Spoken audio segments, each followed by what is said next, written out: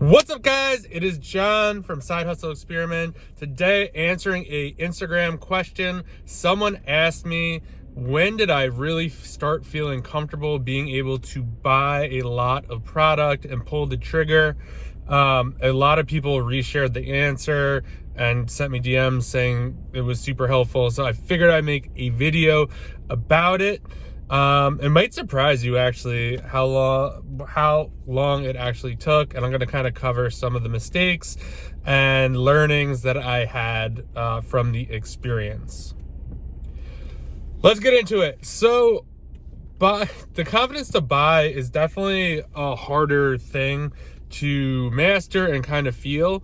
A lot of it has to do with how your kind of business is going.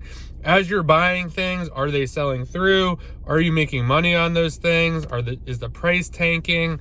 When price is tanking and you're breaking even on stuff and you're losing money, it's really hard to gain confidence.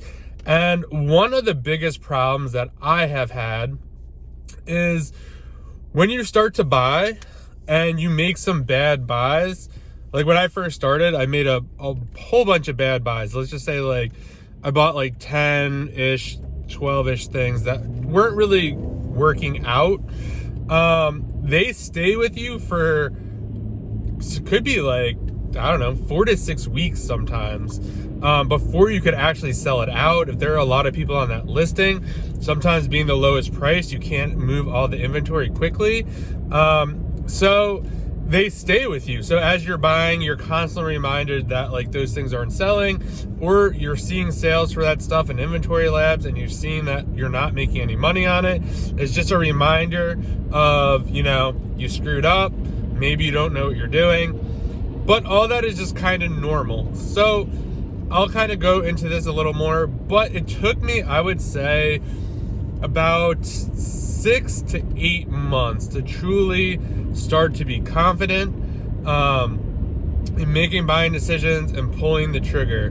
Now, granted, I was running the book business at the same time and an eBay business while doing this, so probably took a little longer than most because this wasn't my sole focus. But once it did become the sole focus and I stopped doing books, it definitely became much easier to do.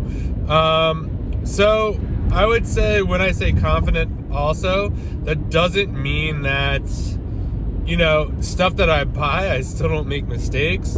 And sometimes this is the thing, you don't make a mistake. I know some people will say, oh, like if you read the Keepa, you can't make any mistakes. Well, maybe for them, but for me, I constantly, especially lately, there's been a lot of price tanking going on, and that's just part of it.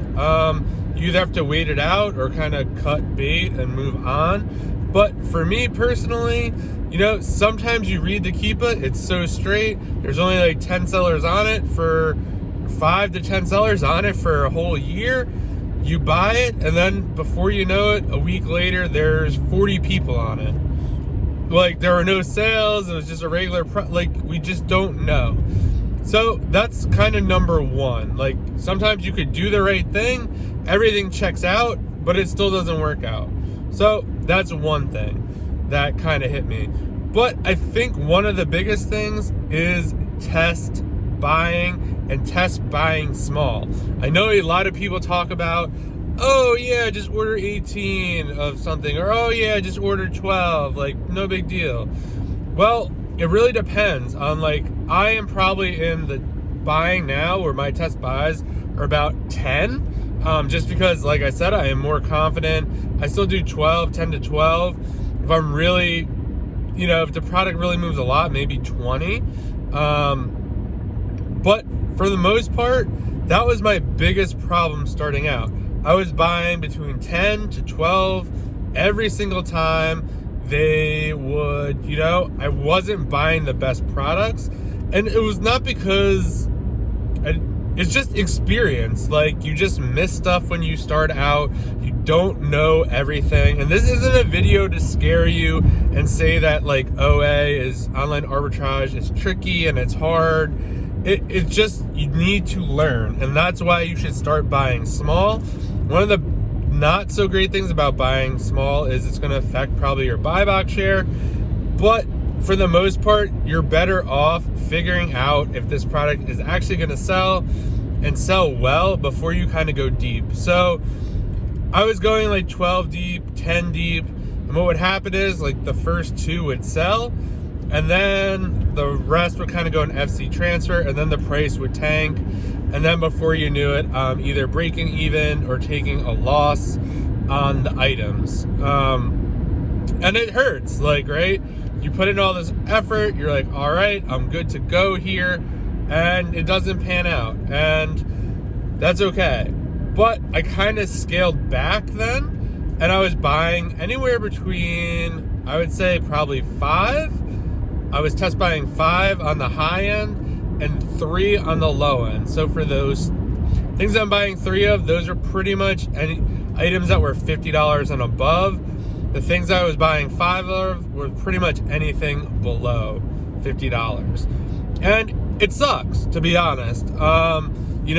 It takes a long time for you to buy this stuff, to get it to Amazon, for it to sell through, or for not to sell through, or for the price to tank, or whatever is going to happen, to find out whether you were right or not. And then if you were right, sometimes if you get the item on sale, like, it's not for sale again. And by the time it comes up for sale again, the listing could have changed. But going by your own historical data of what you were able to sell and how much you were able to make on products is definitely the best way to go about it. So I'm going to walk you through an example of a certain product that I bought and basically how it went. So basically back in June, was it back in June? I don't know. Maybe it was May, June. I don't even remember. It doesn't even matter. So basically, there was a piece of apparel. I bought 5 of each size, small, medium, large, all right? They get to the Amazon warehouse, they check in, they all sell within a day. I'm like, oh man, I wish I bought more. Sale, they were on sale, go to get some more, can't find it. Finally, it's on sale again. Okay, great. This time around, I'm still nervous. I'm like, I'm gonna buy another 5, goes through the cycle. All of it sells, make good money, great. Now, I don't know, 3 or 4 weeks later, goes on sale again. I buy, I think 10 of each and 20 of one of the sizes because it was more popular than the others. Kind of nervous about this buy, not gonna lie. It's probably a 30-ish, 40-ish item, right? It's a lot of money. $1,000, $2,000, just like that. Gets to the warehouse, that checks in, okay, great. Now I have a history of about 30 units that I've sold of these 3 exact products, and I have a feel. It's like, okay, every time they hit the warehouse, they sold right away. All right, so I sold this many. How many do I think I could sell? This one, I definitely know I could sell 20 a month because I sold all those out rather quickly. So then next time comes around, and this is the scary moment part where it's, okay, I've sold 20 of this item. I ordered 10 of the other ones. So this time I'm like, you know what? I went from 5 to 10, 10 to 20. It's time to go 20 to 40. So I typically will just double my way up unless something else is going on. So now I get 40 of each size, and then I think I add an extra 20 to one of the popular sizes, and then I tested a bunch of other sizes. But now it's like, wow, you've ordered a lot now. It's like $4 or $5 grand worth of stuff now. And long story short, all of it sold through. The listing definitely isn't as good as it was. I kind of got in, got out at the right time, still made money on all the stuff. I still have a little more stock left. I think there might be like 10 or 5 of a couple of the sizes that will sell. The listing just got super saturated. But it still made sense for me. Maybe I should have just went with the double order and I probably would have had everything sold out by now. But moral of the story is it took me about 3 to 4 months to finally figure out, like, you know what, I'm gonna go all in on this product. I think it's worth it. I have the results.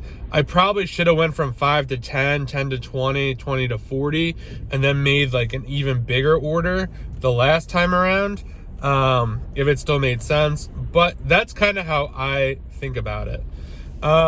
So I think what it really comes down to, the answer for me is about 8 months to really know that I'm making a decision. Now, like I said, I'm probably test buying about 10. To be honest, don't be afraid to test buy 3 to 5 items. I know I have actually a good friend who, you know, the VA goes through leads, gives them leads. He'll buy only 3 of each. Like, he'll buy 3 of each of like 20 items, send them in, see what happens. Now, is that like a great thing? Like, is that a pain in the ass? Yeah, sure. But it also probably saves him a good bit of money. You get to see, you know, how quickly this stuff will check in, how it's going to go. So the idea is to do what makes the most sense for you. If you got a lot of capital and you feel like you're ready to go, then yeah, go for it. But just realize that a lot could happen from when you purchase the item to when it goes live. You could definitely expect the price to go down a little bit, even if you got the item the next day and, you know, you get it to Amazon and they check it in right away. Well, there could be like 10 other people who did the same exact thing and sent it a day before you did. So you just never know, and that's why it's important to test buy. And with every test buy, your confidence will definitely build. So if you have a good buy, you'll be like, all right, cool, I know what I'm doing. All right, I know what I'm doing here, I know what I'm doing there. The idea is to win more, obviously, than you lose. You're going to lose some, and that's just how it is. I know a lot of the gurus or whatever will say, never lose, follow the Keepa. Well, I don't know. Good for them if that's the case. For me, there's just some stuff that's going to happen. Amazon's going to kick you off the listing, or they're going to come on, or the brand's going to IP come. There's just stuff that's going to happen, and that's fine. Don't let that ruin your confidence. Because if you're winning like 80% of the time, then you should feel confident in what you're doing. I would say probably about 85 to 90% of the things that I buy initially pan out, which is good. So I should feel confident in buying that stuff. I always just like to buy it through once, because you also don't know what the hell is going to happen. Maybe this is an item that everyone's going to return, people are going to complain about, the warehouse is going to damage it. There's just so much stuff that can happen. So just keep that in mind when you're kind of going through this stuff. And I hope you found this helpful. Drop a comment below if you're still watching. Awesome, thank you so much. Let me know how you do test buys, how you handle it, and I'll respond to every comment. And I'll see you guys in the next video.